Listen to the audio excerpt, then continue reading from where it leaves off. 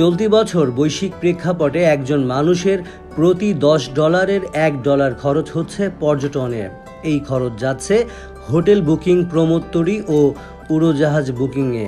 সম্প্রতি world travel and ট্যুরিজমের বরাত দিয়ে বার্তা সংস্থা রয়টার্স এ তথ্য জানিয়েছে। প্রতিবেদনে বলা হয়, জনসম্পৃক্ততা বেড়ে যাওয়ায় বৈশ্বিক জিডিপি প্রবৃদ্ধিতে পর্যটন শিল্প খুবই গুরুত্বপূর্ণ হয়ে উঠছে। WTTCর তথ্য মতে চলতি বছর বৈশ্বিক জিডিপি প্রবৃদ্ধিতে পর্যটনের অবদান এর আগের বছরের একই সময়ের তুলনায় 12.1% বেড়ে হয়েছে $11.1 ট্রিলিয়ন। 2019 সালের হিসাবে এই প্রবৃদ্ধি 7.5%।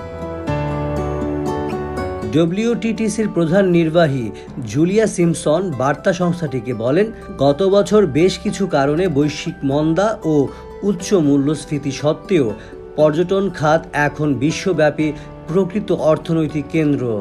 বৈশ্বিক পর্যটনে যুক্তরাষ্ট্র, চীন ও জার্মানির অবদান বাড়ছে বলেও প্রতিবেদনে উল্লেখ করা হয়েছে।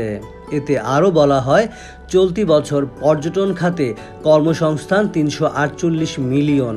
2019 সালের তুলনায় এই সংখ্যা 13.6 মিলিয়ন বেশি।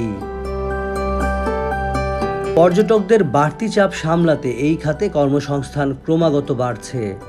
US ট্রাভেল অ্যাসোসিয়েশনের হিসাবে যুক্তরাষ্ট্রে পর্যটন খাতে বর্তমানে আরও 1 মিলিয়ন মানুষের কাজের সুযোগ আছে।